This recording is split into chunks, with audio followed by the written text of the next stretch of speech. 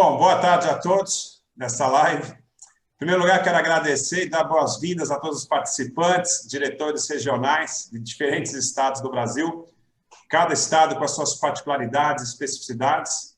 E quero aproveitar já e agradecer o excelente trabalho que essa equipe tem desenvolvido. Pro bono, trabalham sem nenhuma remuneração, trabalham lá, dedicam o tempo deles, resolvendo muitas vezes problemas de outras empresas no estado de origem. E é claro, ninguém mais do que o próprio diretor regional do próprio estado, para conhecer melhor as pessoas, os contatos, os órgãos do governo federal, estadual e municipal, as distribuidoras ou a distribuidora, acessar e ajudar as empresas a resolver problemas ou levarem demandas do nosso setor de geração distribuída. É também o profissional que representa a BGD no estado, responsável por levar todas as demandas, além de levar todas as demandas, toda a comunicação e todas as informações da BGD para as associações, para as empresas do seu estado. Nós vamos hoje aqui conversar com 4 colegas, os 4 estão no setor de geração distribuída, energia solar fotovoltaica já há anos, alguns e outras fontes também. O Alisson, que é o diretor regional do Piauí, Pará, Acre e Paraíba, ele teve problema por causa do Amapá, ele é um outro estado, e não vai poder se juntar conosco aqui hoje. Mas nós vamos começar, sem mais delongas, vou começar apresentando o Frederico Bosquin, que é o diretor regional do Rio Grande do Sul, aqui conosco, o Pablo Dornelas, o diretor regional do Rio de Janeiro, o Leandro Kuhn, que é o diretor do Paraná, e o Borges Tavares, o diretor regional do Espírito Santo. E a primeira colocação que eu vou fazer, está previsto a gente ficar aqui até 1 hora conversando hoje, no feriado, né? Feriado na maioria das cidades do país. Eu vou pedir para cada diretor dar um overview sobre o seu estado, mostrando lá os principais desafios e oportunidades. Então, nós vamos começar com o Frederico. Frederico, boa tarde, contigo. Tudo bom, Carlos? Prazer Tudo estar bem. aqui. A gente esteve ontem reunido no Fórum Gaúcho de Geração Distribuída, lá em Caxias. Foi um grande evento. Queria agradecer a participação de todos os colegas aqui nesse desenvolvimento que a gente faz bastante grande aqui do setor de geração distribuída. É uma luta. Apesar do setor ser bastante pujante aqui, o Brasil inteiro vê muita instalação de geração distribuída, a gente vê os números são inegáveis.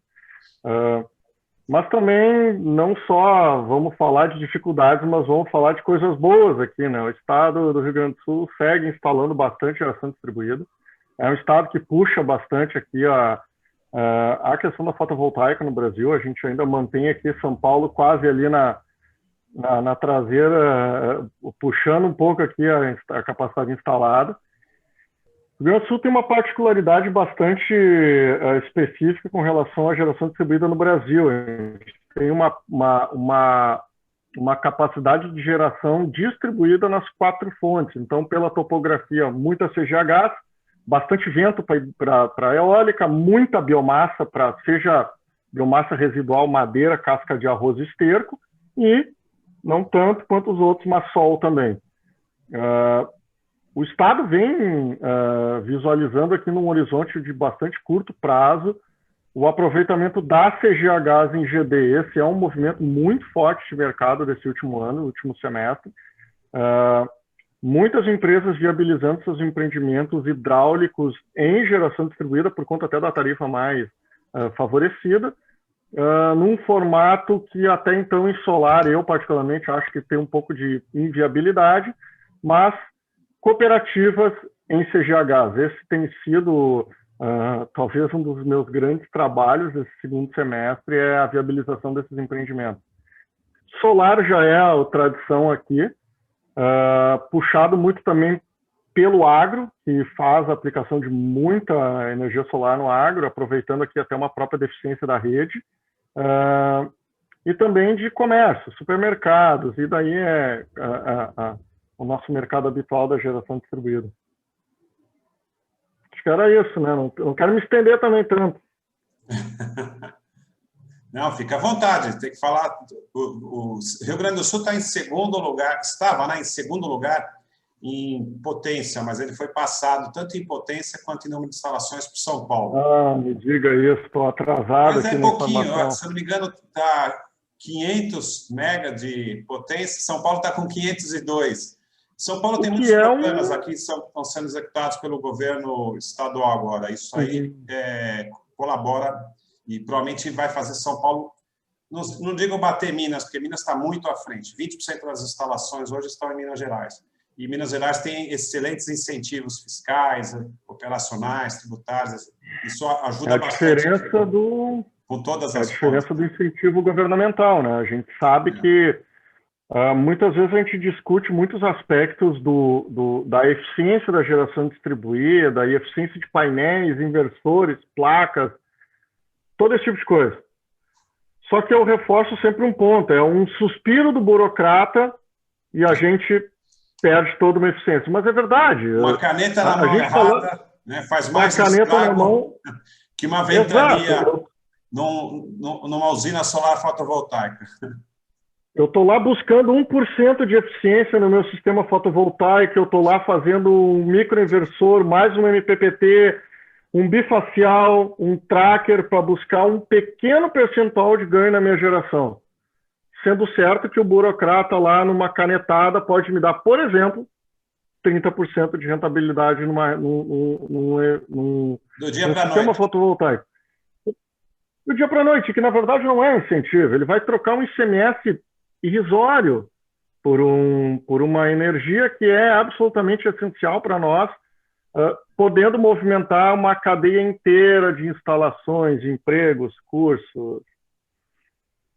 É a opção que se fez no Brasil, infelizmente, mais uma das ideias atrapalhadas aí das aplicações tributárias completamente assimétricas aqui, né? Você falou especificamente da área tributária, e realmente uma caneta pode mudar em 30% ou mais, dependendo do estado, a rentabilidade de uma semana para outra, digamos assim, né? E a parte regulatória também, uma canetada, pelo visto, né? Porque a gente tem visto, às vezes, o órgão regulador regulando por ofício, e isso talvez seja mais um motivo da gente trazer essa parte de geração distribuída para um projeto de lei, uma lei que dá a estabilidade jurídica e regulatória que a gente tanto almeja, né?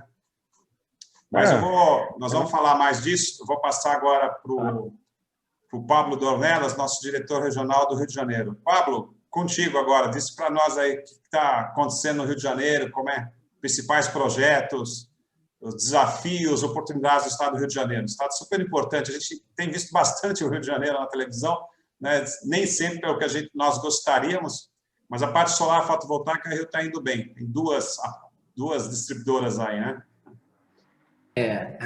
A gente tem 3 distribuidoras. A gente tem a Energisa, a Enel e a Light, né? E tem algumas distribuidoras, algumas concessionárias cooperativas que são menores, mais nos interiores, né? O Rio de Janeiro, o Carlos me conhece, eu queria dar boa tarde aos meus amigos aqui e parabenizar todos vocês por também estar vestindo a camisa aí da ABGD no pleno feriado. Mas vida de empresário, eu costumo falar com meu filho que empresário não tem folga, né? A gente está sempre trabalhando, sempre buscando inovar, né? E empresário carioca do Rio de Janeiro tem que ser ainda mais né? O desafio aqui é um pouco mais dobrado. Embora da gente viver na cidade maravilhosa, mas empreender na cidade maravilhosa é um tanto quanto desafiador, com todas as complexidades da nossa cidade aqui, em termos de diversos desafios, né?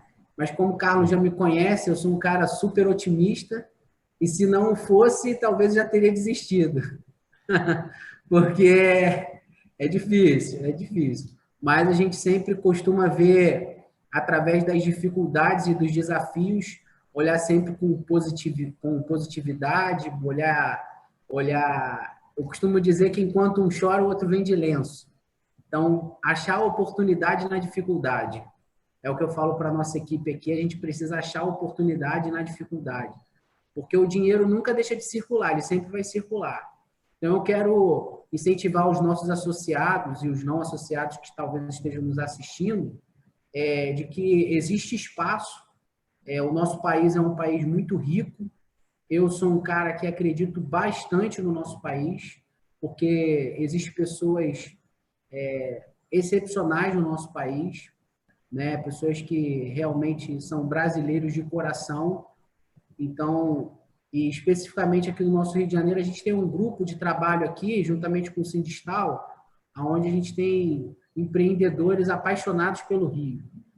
E recentemente a gente desenvolveu um relatório estratégico, até junto com a BGD, né, Carlos? Que teve participação da BGD, e aí depois a gente já disponibilizou até isso para a BGD pode até botar no site, com detalhamento e com oportunidades que tem aqui no Rio de Janeiro de negócio, né? E o Rio de Janeiro é um estado assim que a gente teve algumas dificuldades lá no início, lá em 2017, com as distribuidoras, mas que após a gente fazer esse grupo de trabalho aqui, um comitê que a gente montou aqui junto com algumas outros parceiros institucionais, como o Sindistal, a gente conseguiu pacificar 90% dos problemas com as distribuidoras, principalmente com essas 3 principais. A gente teve um gap aí com falta de equipamentos, talvez por causa de um erro de fluxo da concessionária com relação à demanda e à compra de medidores, e que a gente está trabalhando aí, pressionando e articulando junto à concessionária para que resolva na Light, né, para que resolva essa falta aí. Mas em termos de negócios, realmente a pandemia deu uma parada boa aqui no Rio de Janeiro. O Rio de Janeiro sentiu bastante, né? Porque o Rio de Janeiro já vinha se recuperando de uma crise que, né, passou a crise. Se a crise teve uma crise no Brasil, o Rio de Janeiro foi a crise ainda pior. E a gente tinha acabado de aprovar uma lei na Assembleia Legislativa, né? A lei da isenção do ICMS, que depois teve que voltar de novo para a Assembleia e teve de novo aprovação. E antes do governador anterior ser afastado do cargo, ele sancionou a lei, né? A lei da isenção do ICMS. Então, a lei hoje está parada no Cefaz, a gente está tentando articular, só que a Secretaria de Fazenda do Estado está de pernas para o ar, a gente já tentou diversas abordagens, né? E realmente está tudo parado lá, não tem como desenvolver e avançar, mas a gente tem tentado articular isso junto com algumas pessoas do nosso relacionamento, para que a gente consiga levar essa lei para o CONFAZ, né? Para que seja avaliado por todas as secretarias da federação.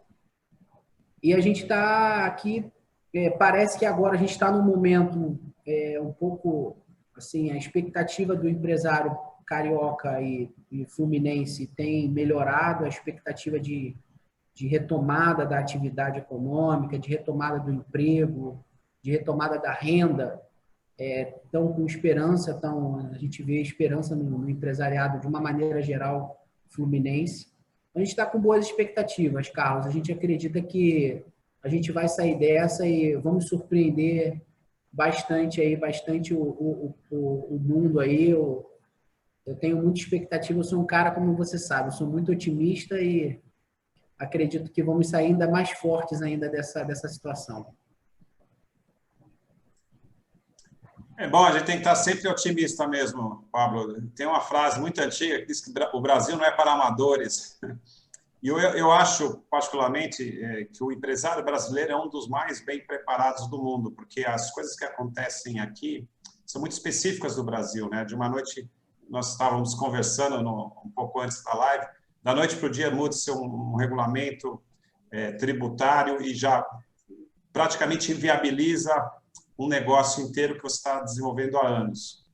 Fora as outras surpresas, né? No século passado era comum um pacote econômico, troca de moeda, congelamento, queda de ministro, impeachment. Tudo isso são coisas que afetam a economia, afetam a sociedade, às vezes de maneira direta, e às vezes destroem um negócio de uma vez, assim, sem chances, né? Tem vários planos aqui que eu vi muitas empresas grandes até, planos econômicos que vieram do governo que destruíram completamente a empresa. Pessoas, tinha amigos meus que tinham mais de 1.000 funcionários e em 3 meses ele fechou a empresa. Então, guardadas as devidas proporções e analogias, o nosso setor, que é o setor elétrico, também é um setor extremamente conturbado e com muitos problemas, alguns estruturais há anos vêm se arrastando. A gente tem que ficar realmente sempre atento, o empresário brasileiro tem que estar sempre olhando para frente, olhar para a ponta, mas sem esquecer do meio, né? E ter sempre um plano B. Eu vi aqui que você falou, vocês vão falando, eu vou anotando, por isso que às vezes eu abaixo assim. Você falou falta de medidores. Isso aí eu lembro no começo da resolução 482, nós tivemos esse problema, fizemos ofício para a ANEEL, ofício para a MME, ofício para a distribuidora, fomos à distribuidora, nos importadores, enfim, é um problema que não era mais para ter, né? Ninguém pode ter problema de controle de estoque. Tem uma curva lá, que apesar dela ser um crescimento extremamente forte, ela não é imprevisível de crescimento no próprio estado. A gente saiu até homologando medidores para lá no começo. Estou falando de 2013, 2014. Nós estamos já em 2020, né? Século XXI, 2020. Então, são coisas inaceitáveis. Mostra que é importante a gente estar sempre ativo aí no setor.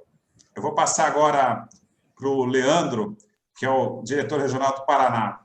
Leandro, contigo as notícias do Paraná, oportunidades, negócios, principais características. Vamos lá, então. Obrigado, Carlos. Boa noite a todos. O Paraná é o 4º estado em geração distribuída, né? Fica atrás de Minas, São Paulo e Rio Grande do Sul. Ele é um estado que tem um agronegócio muito forte, isso também ajuda a puxar o setor de geração distribuída. E eu separo aqui os desafios que a gente tem basicamente em desafios logísticos e desafios tributários, tá? Logístico, porque aqui a gente tem uma certa contradição, apesar do Paraná ser muito forte nos centros de distribuição, né? Nós temos aqui centros de distribuição na capital, temos centro de distribuição no norte do estado, tem centro de distribuição no oeste do estado, na região de Cascavel, Foz do Iguaçu. Então, assim, é muito bem servido em termos de centro de distribuição, mas nós temos basicamente um porto só, que é o de Paranaguá, tá? Eu nem considero o Porto de Antonina, que ele praticamente não é usado para o nosso setor, e tudo fica no Porto de Paranaguá. Só que acontece, às vezes, o Porto de Paranaguá faz fila de navio, tá? E agora até a gente está passando por uma situação dessa, nesse instante, e os navios estão passando direto. Então, eles vão direto para Santa Catarina, tá? E a gente está nessa agora, como é que faz? Será que consegue descarregar lá? A gente manda os caminhões irem buscar o material. E às vezes o armador, você fica refém do armador, que é como se fosse o dono do navio, e ele tem a opção de não descarregar lá em Santa Catarina e seguir a rota dele. Ele vai para o Rio Grande do Sul, Montevidéu, né? Ele acaba descendo e você vai ter a mercadoria só na volta. Então, isso acaba dando um delay e causa algum momento de desabastecimento de material, tá? Para o nosso setor.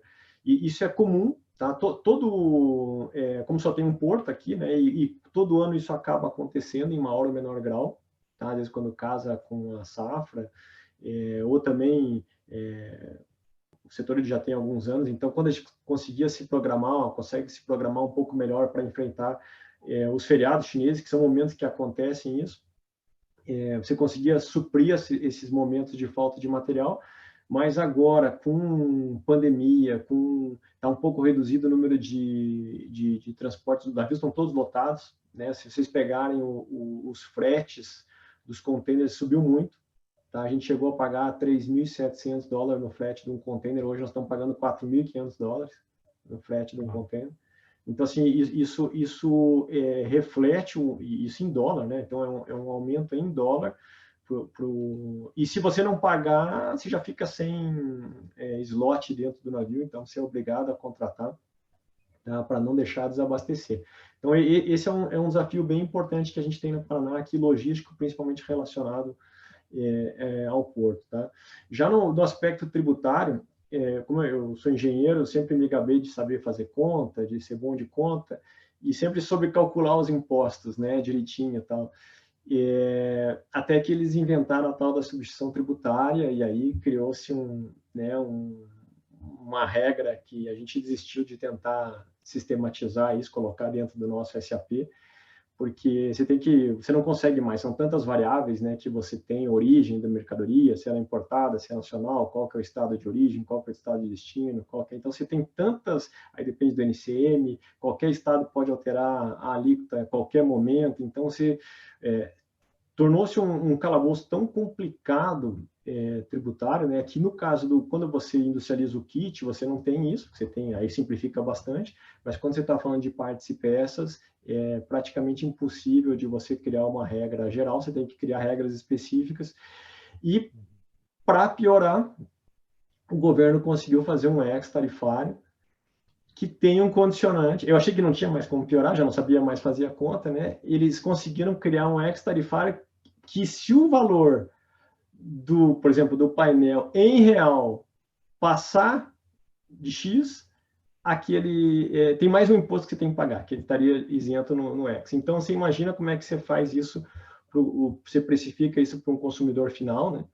Que você tem uma alíquota e daqui a pouco, se o dólar sobe um pouquinho, você pode ter um custo 12% mais alto, que não tem nada a ver com o custo do dólar, que do cliente acaba entendendo um aumento do dólar, mas aí você vai ter mais 12% de imposto. Então, essa complexidade, eu entendo que a gente teria que tentar simplificar. Claro que isso não é específico do Paraná, isso vale para o Brasil inteiro, mas para mim, claramente, a gente está num modelo errado, a gente teria que tentar uma linha mais simples, né, com o objetivo, de fato, de incentivar o setor.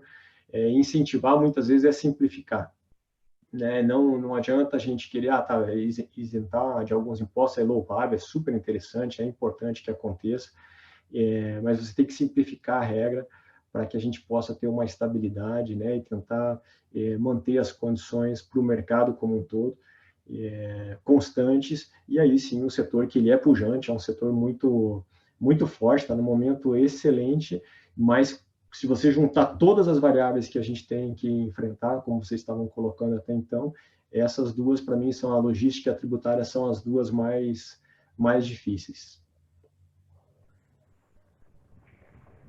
Sabe que, Leandro, eu tenho visto as pessoas que têm alta expertise em logística tributária e logística de importação se darem muito bem nesse nosso setor. Isso é uma coisa que eu reparei nesses 10 anos. E outra coisa, e o Frederico é um bom exemplo disso, quem conhece profundamente a regulamentação e sabe comparar isso com a lei, também consegue entender parcialmente, digamos assim, o que acontece, tem uma visão, inclusive, do negócio, onde é que vai impactar. Uma coisa que hoje todo mundo faz e ninguém percebe que vai impactar lá na frente, daqui 4, 5 anos, ou na hora que for passar imobilizado para o balanço, algumas coisas assim, não percebe, por desconhecimento, às vezes. Hoje eu liguei para o Fred para pegar uma consultoria grátis com ele antes da conf aqui. Isso é o que o Fred mais faz. Mas faz parte da profissão. Tem umas profissões que são marcadas.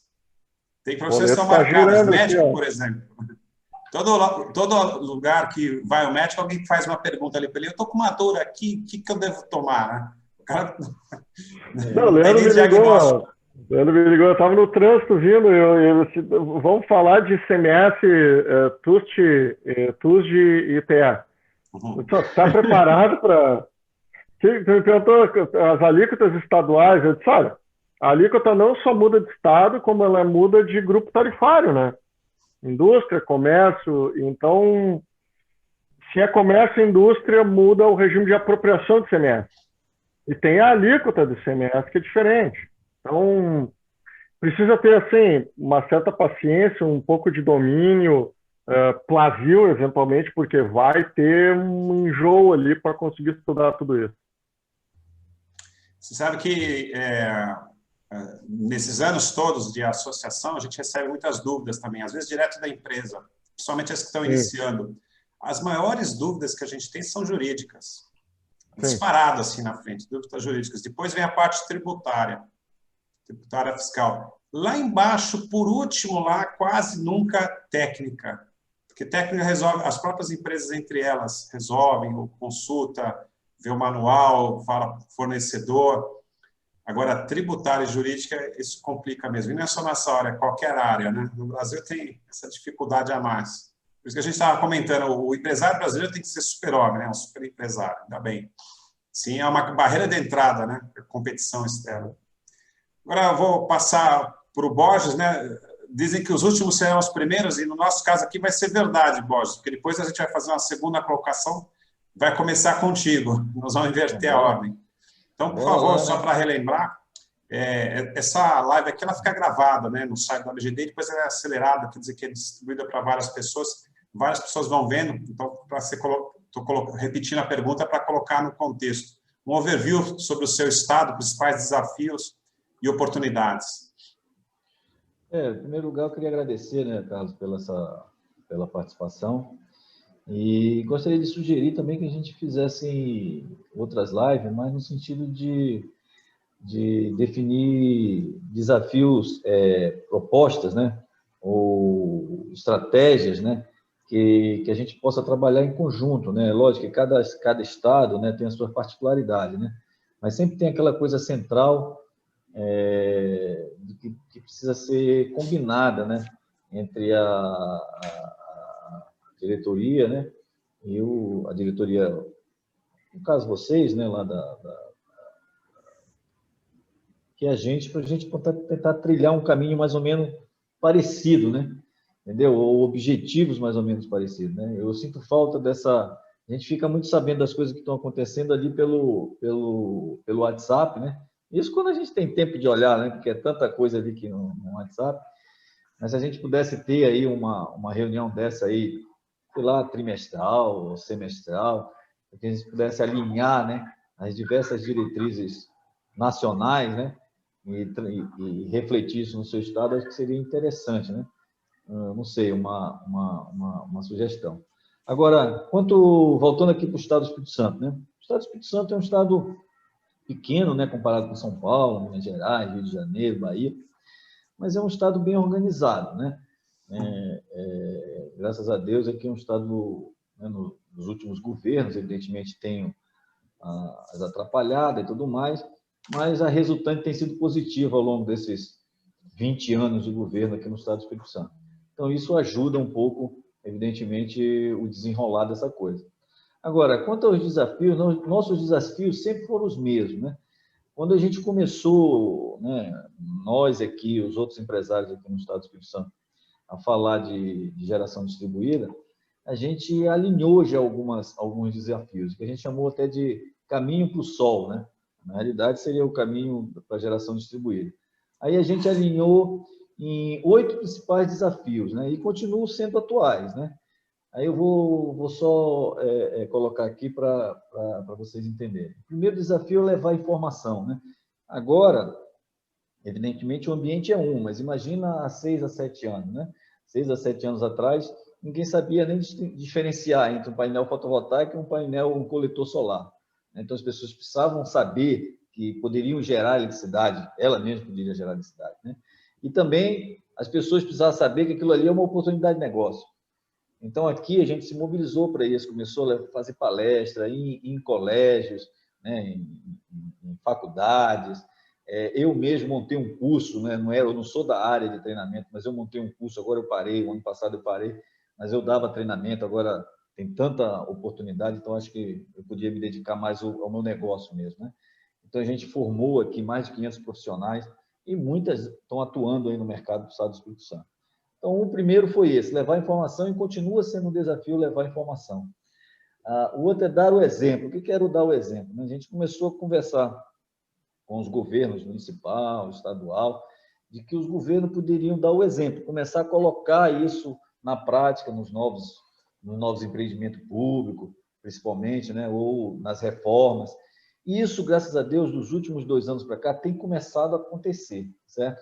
Evidentemente, as licitações, esse ano, teve bastante licitação para reformas e empreendimentos públicos novos, né? Então, daqui a mais 1 ano, 2 anos, isso vai ser uma realidade, mas continua sendo um desafio, né? A gente convencer o ente público de que ele dá o exemplo é importante para o desenvolvimento desse setor. E isso tem acontecido, mas isso continua sendo um desafio. Regulatório. Quando a gente fala em regulatório, evidentemente, a gente sabe que o Estado, né, na organização do setor elétrico, tem pouca influência. Mas isso é uma coisa, inclusive, que a gente poderia começar a mudar, né?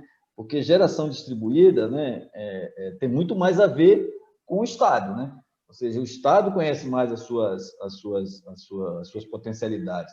Então, eu acho que essa forma de organização do setor elétrico brasileiro, muito centrada em Brasília, eu acho que é uma coisa que tem que começar a mudar. Eu tenho tocado nessa tecla já faz muitos anos. Então, eu vejo aqui, por exemplo, no Estado do Espírito Santo, ainda não tem um secretário, né, ou uma pessoa dedicada a pensar em energia. Mas não pensar em energia como insumo, né? Isso aí é uma coisa que realmente a gente tem que falar mais, né? Energia não como insumo, mas energia como uma oportunidade de geração, emprego e renda. As pessoas ainda, aqui, principalmente os entes públicos, ainda acreditam que energia é simplesmente um insumo, né? Mas não, é uma grande oportunidade de geração, emprego e renda. Então, eu acho que os estados têm que, de alguma forma, influir mais no desenvolvimento do sistema elétrico brasileiro. Agora, fora isso, nessa parte de regulatório, a gente tinha muitos problemas com as concessionárias, né? Então, a gente conseguiu, aqui no Estado do Espírito Santo, continua tendo problema, né? Aqui são duas concessionárias, a EDP, né, a EDP Excelsior, e a Luz e Força Santa Maria, que é um que atende mais o norte aqui do Estado do Espírito Santo. A gente continua tendo problema com as concessionárias, mas pelo menos existe diálogo, entendeu? Hoje existe diálogo. Então, a gente tem acesso a eles, a gente consegue conversar, evidentemente passa a raiva, mas a gente consegue resolver. Então, o principal é acho que a gente conseguiu, que é ter um canal de comunicação com as distribuidoras. E eu, sinceramente, ultimamente, no último ano, não me deparei, né, e não ouvi falar de problemas sistêmicos nessa questão. Mas isso aí faz parte de um desses desafios que a gente colocou nesse caminho do Sol. O quarto item seria fiscal, né? Fiscal que seria o quê? Trabalhar o ICMS, né? A gente conseguiu, há 2 anos atrás, fazer a isenção, mas foi uma luta, né? Muito com o apoio aí da BGD, com a Absolar também, né? E a gente conseguiu, pelo menos, fazer o normal aí, que é isentar os 50% relativo à energia elétrica, né? A gente continua conversando, continua dialogando com os entes governamentais para tentar evoluir nisso, mas pelo menos a gente já conseguiu essa etapa. E a gente também, nessa parte de fiscal, algumas prefeituras aqui já faz algum incentivo pelo lado do IPTU, né? Mas a gente tem conversado muito sobre a questão do ITBI também, para quando aqueles imóveis que tenham algum componente sustentável, que ele tenha algum benefício na hora de transferência de imóvel, né? E não necessariamente uma redução, a gente tem conversado, não precisa reduzir, né? Basta manter. Agora, para um imóvel que não tenha conteúdo nenhum, tem um valor adicional, né? Então, em vez de reduzir imposto, né, você pode até aumentar a sua arrecadação de imposto, entendeu? E o ICMS ecológico, que também é uma realidade, já faz parte da legislação brasileira, mas que, no caso de Minas, né, já utiliza essa legislação. Aqui no Espírito Santo, a gente vê isso de forma tímida, né, mas era uma outra forma de incentivar pelo lado fiscal. Um quinto item era o crédito, né, que a gente batalhou e continua batalhando, mas a gente acha que esse é um desafio que, vamos dizer assim, arrefeceu, né, ao longo dos anos, principalmente por causa dos bancos privados, né? Então, hoje, eu costumo dizer hoje o seguinte, que a pessoa pode não comprar o seu gerador de eletricidade, mas não é por falta de crédito, porque crédito tem. O cara não quer, ou não acha que é para ele, mas por falta de crédito não é, porque, né, você vai em qualquer banco privado hoje, você consegue financiar, evidentemente, se o cara tiver um bom crédito, ele vai conseguir uma taxa boa. Se ele tiver uma ficha suja, vai conseguir um crédito não tão bom. Mas eu acho que crédito não é o problema. Mas, de qualquer forma, os bancos públicos aqui no Espírito Santo tem um sósia do BNDES, né, que chama BANDES, né? De qualquer forma, o Bandes, já há muitos anos, já 4 ou 5 anos atrás, já tem um crédito para financiamento de gerador solar ou qualquer outro tipo de gerador de geração distribuída. Um sexto item, né, desafio que faz parte desse caminho, seria incentivar a pesquisa e desenvolvimento, né? Talvez esse item aí, né, esse desafio, realmente a gente não tenha priorizado, né, um erro, né? Mas realmente a gente continua conversando com as universidades, continua incentivando, inclusive aqui no Espírito Santo, né? Tem um grupo que foi formado na UFS, né, na Universidade Federal do Espírito Santo, que chama Solares, né? E eles trabalham... Tem um torneio nacional onde essa turma desenvolve barcos movidos a energia solar, né? E, de alguma forma, eles acabam desenvolvendo tecnologia desse setor. E o governo do Estado do Espírito Santo, de alguma forma, acaba apoiando esse grupo. Então, e tudo por causa dessa narrativa, né, que os empresários ou que todo mundo que age nesse setor aqui no Estado do Espírito Santo fala, e essas coisas vão acontecendo. Um outro desafio era fazer com que o Espírito Santo, né, de alguma forma, se incluísse nos leilões de energia, né? Se incluísse na energia de reserva, né? Infelizmente, o Estado do Espírito Santo, em todos os leilões, não participou, mas continua sendo um desafio que a gente colocou isso nesse Caminho do Sol há 4 ou 5 anos. E, por último, educação, né? A gente sempre colocou como premissa, né, que a gente precisava mudar paradigmas, né? Esse grupo sempre achou que um dos desafios seria mudar paradigma. A gente colocava muito como exemplo, não sei você, Carlos, mas quando eu era moleque, o meu sonho era ter um carro, né? Eu queria ter um carro, né? E logo que eu comecei a ganhar dinheiro, eu comprei um carro, né? Mas por quê? Porque a gente vinha sendo incentivado de alguma forma, né? Recebia input de que o carro tinha que ser o desejo de qualquer pessoa. Hoje, inclusive, eu percebo isso muito nos meus filhos. Eu tenho 4 filhos. E eu não vejo esse objetivo na cabeça deles. Eu não vejo, eu quero ter um carro. Eles têm outros objetivos. Então, se a gente levasse isso para as escolas, principalmente nas escolas de primeiro grau, né, lá da infância, começar a falar sobre esse tipo de oportunidade, da pessoa poder gerar sua eletricidade, seja através do sol, seja através do vento, né, levando cartilha, despertando esse interesse nessa garotada, a gente acredita que em 1 ou 2 gerações as pessoas queiram participar disso, né? E isso não deixa de ser uma forma de você incentivar esse setor. Então, finalizando, os nossos desafios sempre foram esses 8 caminhos que a gente colocou como sendo o caminho do sol, entendeu? E isso a gente continua trabalhando aqui no Estado do Espírito Santo, evidentemente de forma organizada ou até mesmo de forma desorganizada, vamos dizer assim, né? Mas cada um tem isso em mente, de que se a gente conseguir despertar, né, esses 8 interesses, a gente acredita que a geração distribuída no Estado do Espírito Santo e no Brasil vai se desenvolver plenamente, entendeu? Agora, obrigado, você colocou... Nós temos um desafio também, que é manter o tempo. Tá.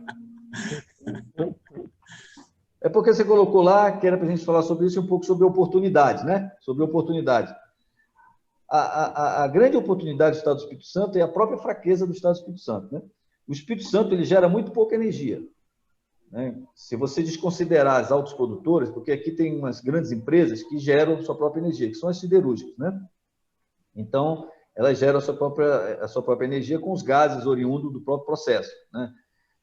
Então, quando você desconsidera essas autoprodutoras, 60% a 70% de toda a energia que é consumida aqui no Estado do Espírito Santo vem de fora, né? Então, se a gente Se a gente gerar mais 10% de energia através da geração distribuída, você imagina o potencial de geração de emprego e renda aqui no estado do Espírito Santo. E eu, particularmente, agora um parênteses, né? Eu, particularmente, quando falo de geração distribuída, eu não gosto muito de falar de potência instalada. Eu gosto muito do número de instalações. Porque potência instalada, isso é minha, aí já é uma observação minha, né? Quando a gente fala em potência instalada, de repente a gente está falando de 2, 3, 4, 5, 10, 15, 20 instalações, né? E que, de repente, quando você olha pelo lado de quem está construindo, né, são poucas empresas que se beneficiam. Eu não estou nada contra. Aproveitando, tá? Borges, que você está falando do número de instalações, e também, como a gente tem o tempo reduzido, a gente quer acabar dentro de 1 hora, eu vou pedir para você falar sobre exatamente o futuro, já pensando em número de instalações. Nós vamos fazer agora o caminho de volta, né? Começando com você, mas já que você falou do número de instalações, qual a sua visão da evolução do setor de energias renováveis no seu estado para os próximos anos? E já deixar a sua mensagem para as empresas do seu estado.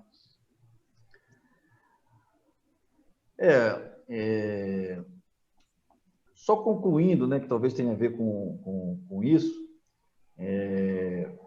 a gente acredita muito no potencial da geração distribuída pelo lado da quantidade de instalação.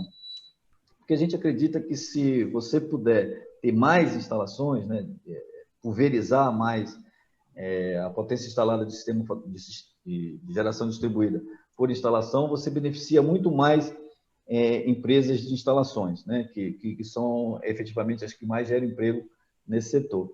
E o que eu vejo aqui para o estado do Espírito Santo, eu não vejo o estado sinalizar, né, para isenção total do ICMS, né? Não vejo, né? Evidentemente, a gente continua conversando, a gente tem alguns grupos de trabalho, inclusive a FINDES está trabalhando nisso, está desenvolvendo um projeto, né, para mandar para a Assembleia junto com o governo, né, pensando nisso. Mas, sinceramente, a gente não vê assim, claramente essa isenção completa. Então, eu continuo acreditando que aqui no estado do Espírito Santo esse crescimento vai continuar sendo micro, né, como tem sido até agora. Aqui no Espírito Santo tem poucas instalações de grande porte e a maioria são instalações de pequeno porte. Então, o que eu vejo aqui no estado do Espírito Santo, aí, pelos próximos 3, 4 anos, é a ampliação disso, né? E a gente trabalhar para que o governo do estado e os governos municipais comece a pensar, né, a conscientizar de que energia elétrica não é simplesmente um insumo.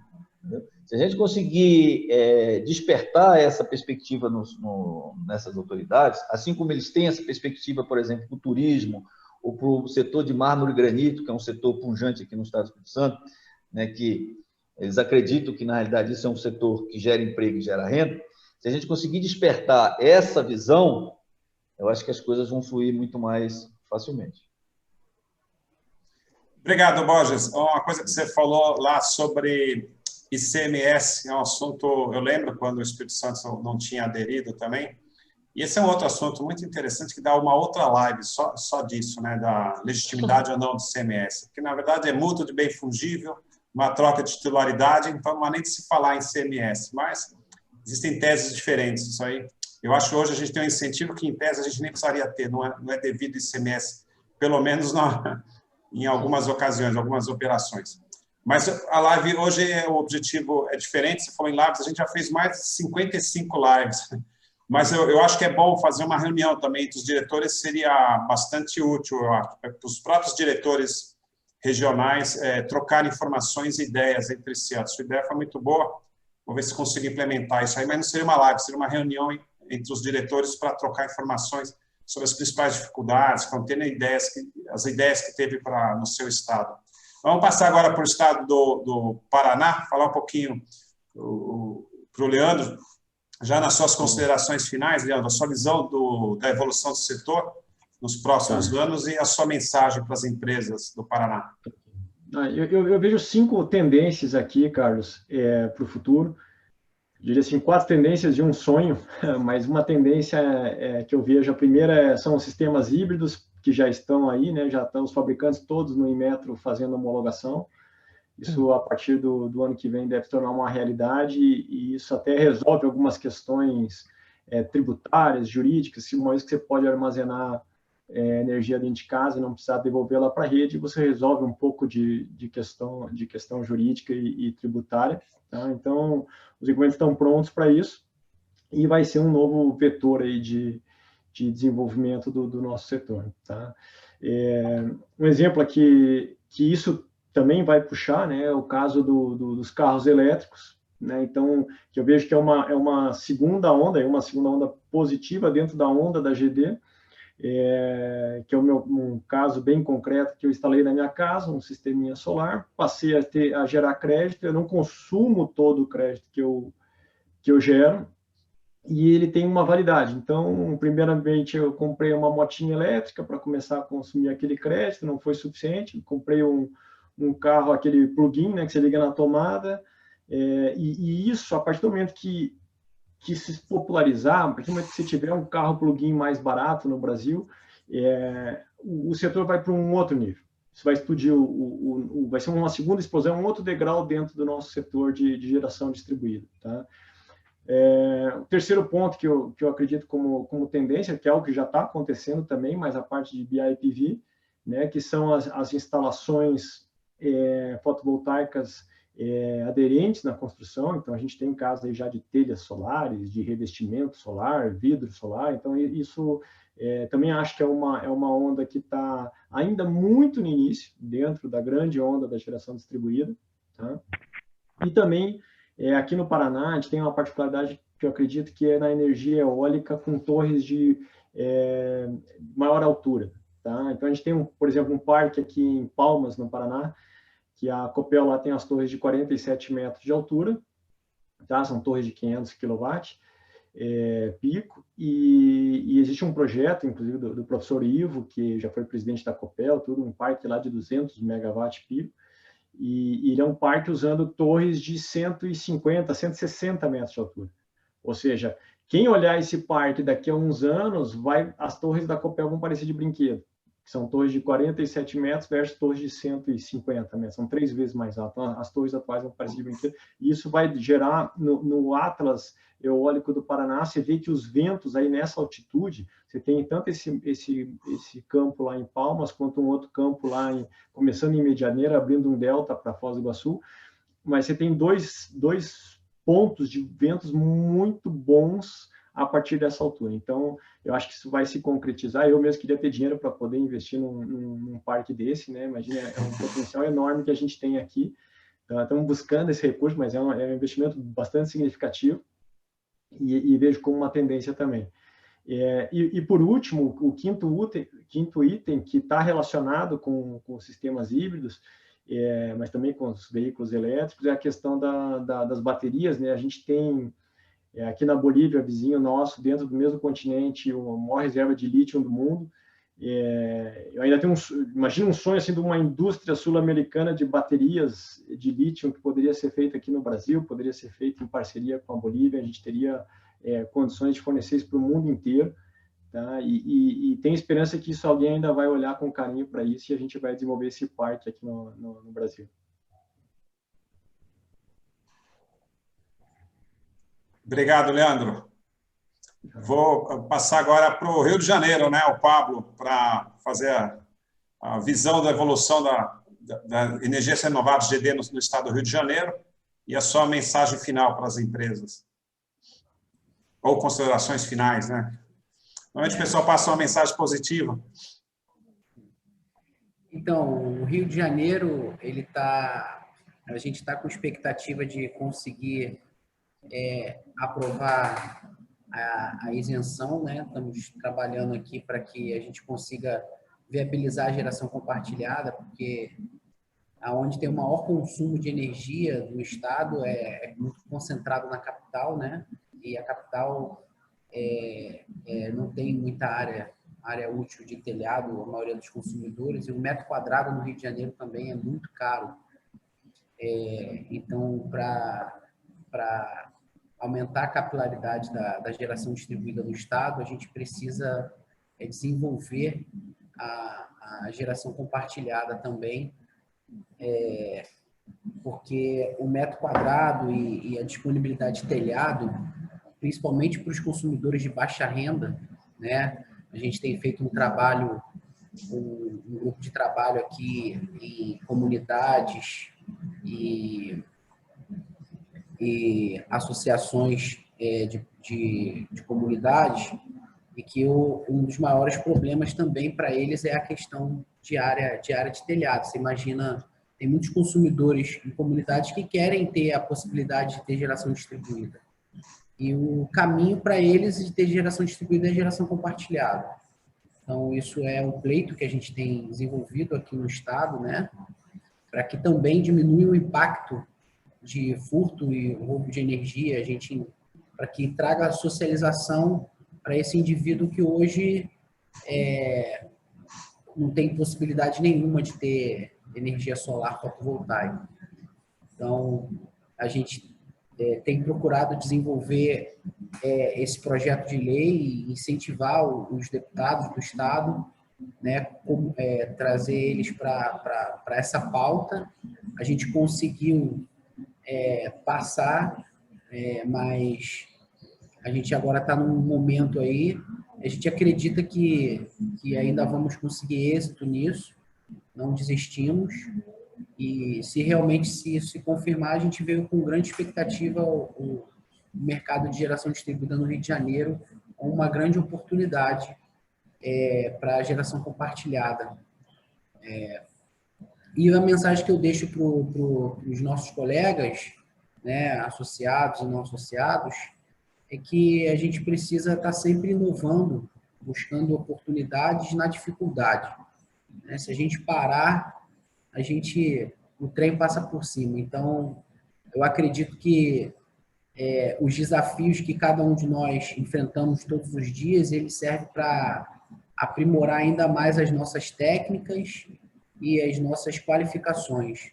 Então, eu acredito que tem ainda muita oportunidade para o empreendedor de geração distribuída no estado do Rio, e a gente quer convidar também o empresário ou o empreendedor fluminense a, se tiver algum pleito ou algo que ele precise de apoio da BGD aqui no Rio, pode contar com a gente, e a gente está à disposição para incentivar ou fomentar esse pleito do nosso associado ou não associado também.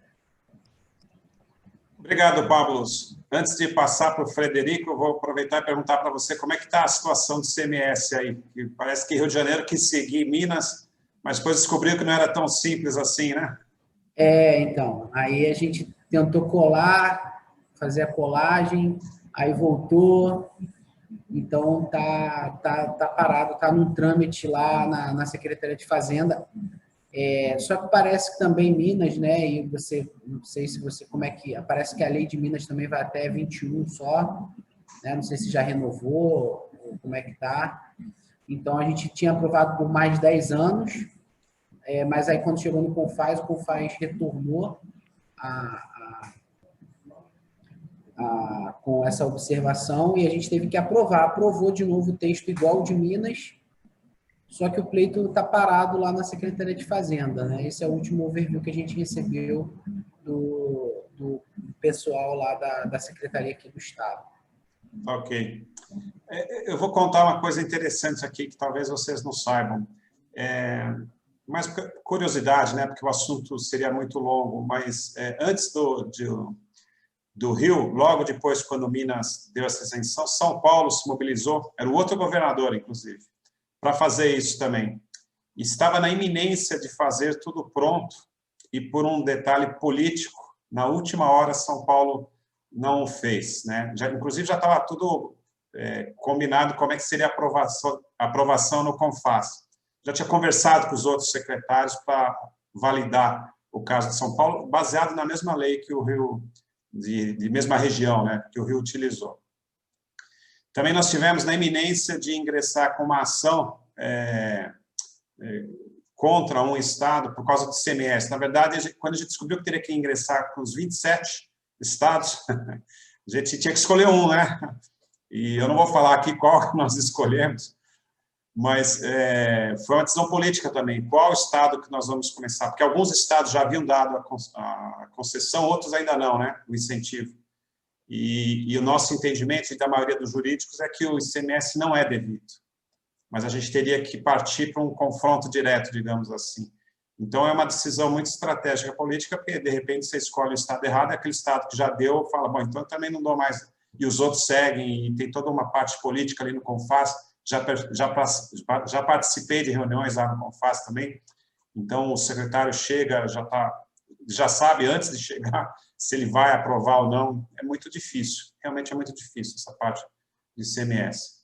E como o Frederico colocou, isso impacta bastante o nosso negócio. Então, ele tem que continuar prestando atenção de levar esse assunto mais à frente e amadurecer, porque uma simples canetada, né, Frederico, muda o negócio da noite para o dia. Oba!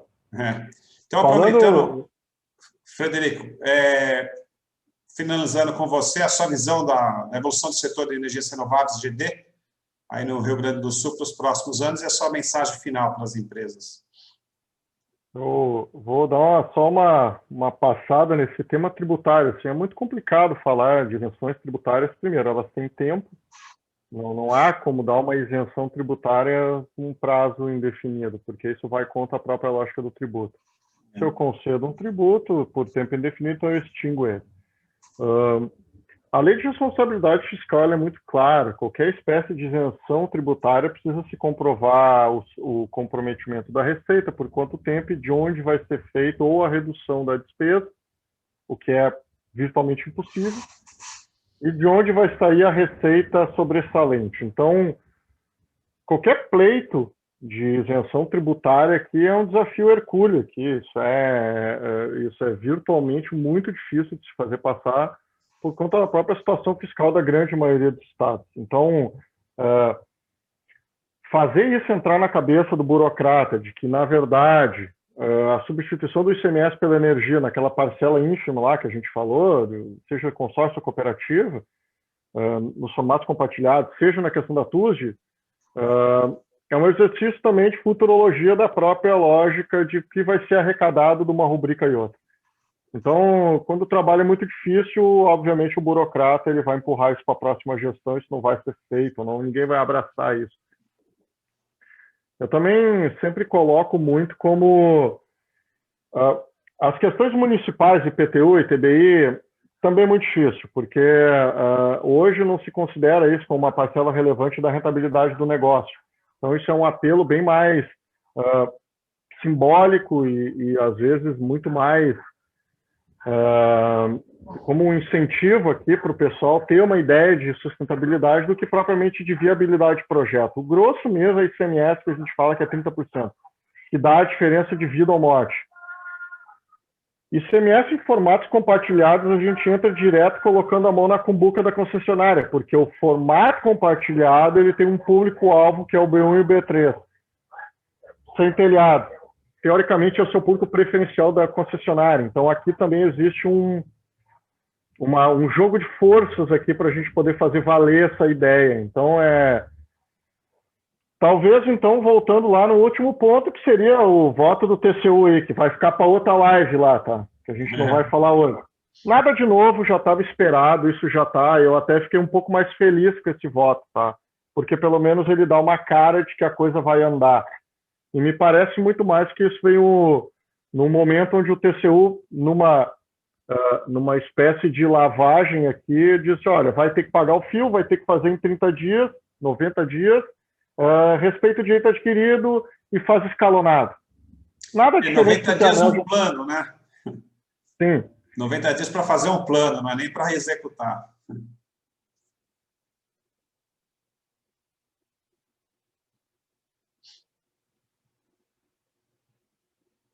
Acho que congelou a imagem do Frederico, né? Congelou. Congelou para vocês também? Sim, caiu. Vou ver se eu consigo contatá-lo aqui.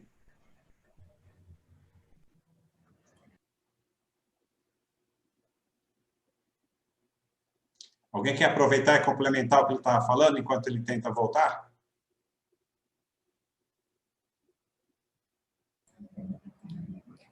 Então, eu acho que o incentivo daqui do Rio de Janeiro, você falou, né, Carlos, que tu tem mais alguma notícia sobre essa questão de como está aqui, por que não andou também, ou você acha que é só política mesmo? Não, aí eu acho que eles têm que aguardar mesmo, não tem o que fazer. Essa parte de CMS, por causa do CONFAS, ela tem um forte impacto político.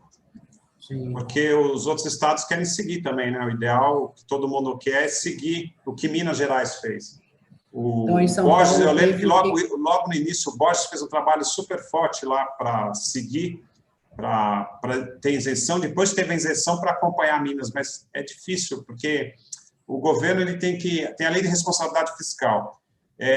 Há anos que a gente está numa fase em que ninguém quer abrir mão da arrecadação. Então, os governos eles fazem o máximo para manter o máximo de arrecadação possível. Só quando eles percebem e têm certeza absoluta que vai arrecadar mais com a isenção, é que eles permitem, até para não se complicar depois. E eles fazem isso perto da eleição também, então tem todo um jogo interessante. Raramente aparece, temos que ser justos também, os governos que realmente estão preocupados com sustentabilidade, com o crescimento de GD, com o setor elétrico, e querem ver a geração distribuída crescendo e concedem esse incentivo fiscal. Sim. Eu estou aqui com uma entrada, mas não sei, está com outro nome, não sei se é o Frederico. Está aparecendo aqui para mim como William Marques. Não sei se é o Fred ou se é outro que está com esse. Talvez ele tenha entrado com outro celular, não sei. Bom, então, no caso, eu vou aproveitar, agradecer a presença de vocês, agradecer quem está assistindo. O Frederico, ele estava fazendo as considerações finais, perdeu a conexão dele, mas ele falou que é bastante forte lá no Rio Grande do Sul também, CGHs, que ele tem trabalhado muito cooperativas. O Pablo contou todas as coisas que tem lá no Rio de Janeiro, todas as vantagens e oportunidades que tem no Rio de Janeiro, ele falou dos problemas da falta de medidores, que é um problema que tinha há 5 anos atrás, né? O Borges ele deu um overview sobre todos os aspectos que podem ser evoluídos em geração distribuída. Falou, acho que 12 ou 13 itens, né, Borges? São 8 itens. 8 itens. E o Leandro, ele falou várias coisas interessantes, inclusive sobre o ex-tarifário. Então, a complicação do ex-tarifário, em vez de ajudar, veio a complicar ainda mais a parte burocrática dos tributos. E diga-se de passagem, do meu ponto de vista, acho que só ajudou os importadores e as empresas chinesas. Não. A geração distribuída não teve absolutamente nenhum benefício com o ex-tarifário. Esse dia a gente participou de uma entrevista com o ministro, não deu tempo de falar isso para ele, né? Porque ele até citou que o governo tinha dado ex para ajudar o setor, mas não ajudou em nada, por causa da maneira que foi feita, e eu acho que foi absolutamente inócuo. Enfim, agradeço a todos vocês. Carlos, deixa eu só fazer uma pergunta para você, não sei se é pergunta, a sua opinião. Nós estamos passando agora por uma fase ruim do ponto de vista de preço e oferta, né? Evidentemente, a gente sabe os motivos, mas qual que é a sua leitura? Você acha que esse momento vai se perpetuar por muito tempo? Você acha que é coisa de 2, 3 meses, 6 meses? Fala um pouquinho. Eu não escutei a pergunta, só repete, por favor. Está me ouvindo agora? Está me ouvindo? Então, a gente está passando agora por um momento difícil relativo a preço, né, e oferta, né, de equipamentos, principalmente na área de energia solar. Aí eu queria saber um pouco da sua opinião, se esse momento vai se perpetuar por muito tempo, ou você acha que é uma coisa passageira de 2, 3 meses?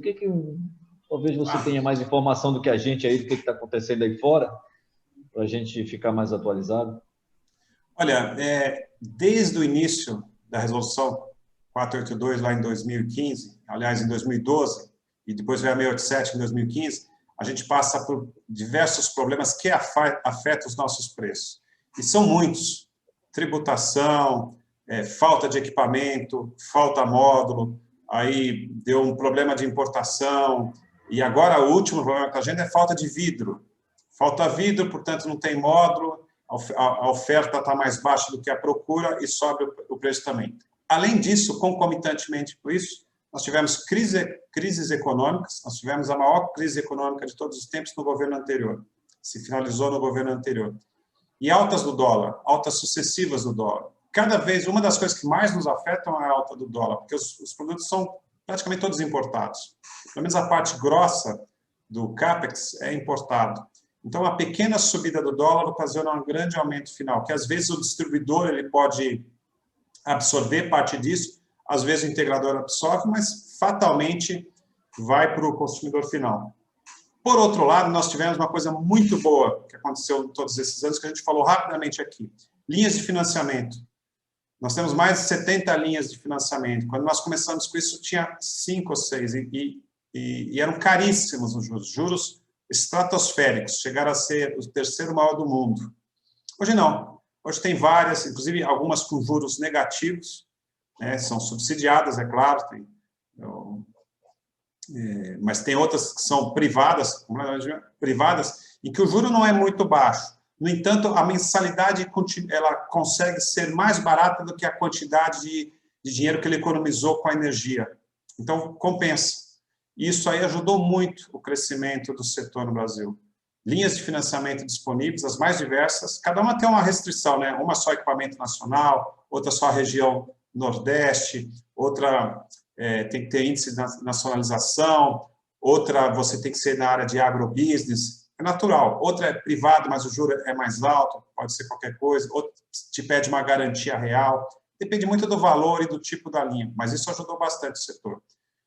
Para o futuro, evidente que nenhum de nós tem uma bola de cristal, eu acho que vão continuar aparecendo óbices, mas a gente sempre vai continuar inovando. O preço dos equipamentos vem caindo.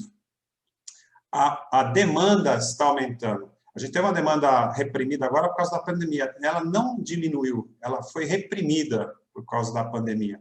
Tanto que eu estava até conversando, acho que com você, antes da live, várias empresas da associação nunca venderam tanto. Dispararam de vendas.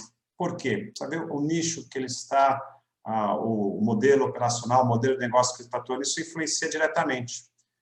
Nós tivemos grandes empresas que pediram recuperação judicial no meio da pandemia. Foi impacto da pandemia? Não foi? O tempo vai dizer. Mas, sem dúvida, eu tive muitas empresas que também reclamaram que, olha, Carlos, além de eu não conseguir sair na rua e instalar, porque não tem ônibus, não tem carro, não tem hotel, muitas vezes fazem em outras cidades, hotéis estão fechados, logo no começo lá atrás. Está todo mundo com medo de gastar, não tem demanda.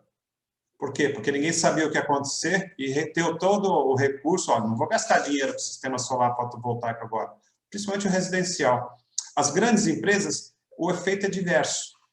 Nós tivemos 2 efeitos com a revisão da resolução 482. As grandes empresas que esperaram, vou parar enquanto não soubermos qual que vai ser, para que lado vai a revisão da resolução 482, natural. Eu não sei se vai ser o cenário 1, cenário 2, cenário 5, isso impacta o negócio, o tempo de retorno, inviabiliza alguns negócios, se fosse o cenário 5, elas seguraram investimento. Por outro lado, outras tomaram outra decisão, vamos fazer o máximo possível de instalações antes de mudar a regra, para a gente ficar na regra antiga. Então, você vê que teve, por causa do mesmo problema, o mesmo óbice, 2 movimentos diferentes. Um tentou acelerou o mercado e outro reteve. A soma disso vai dizer se o mercado cresceu ou não. Mesmo com a pandemia e mesmo com a crise econômica, nós nunca crescemos tanto. É provável que feche o final do ano com 4,5 GB e 350 mil sistemas instalados. Parece bastante, porque quando começou lá atrás era muito pouco, mas ainda tem 0,5% da matriz elétrica brasileira. Tem um caminho grande aí pela frente. Espero que tenha respondido, Borges, a sua pergunta. E, então, aproveito para agradecer a colaboração de vocês, está aqui no feriado. Quando nós marcamos, eu até peço desculpas para vocês, a gente não se atentou que ia ser feriado. Mas o objetivo da live também é ficar gravado e ficar registrado isso no nosso site e distribuir também. e a gente pegou boas ideias aqui, viu pontos de vista diferentes. O Borges deu uma boa ideia das reuniões. Vou ver se promovo isso. Bom final de semana para vocês. Muito obrigado mesmo. Agradeço. Obrigado, Leandro, Pablo, Borges. Prazer, o Federico caiu a conexão dele, mas também a apresentação dele, como sempre, foi primorosa. Muito obrigado. Tchau. Com a gente aqui no Valeu, vídeo, gente. pessoal. Tchau, tchau.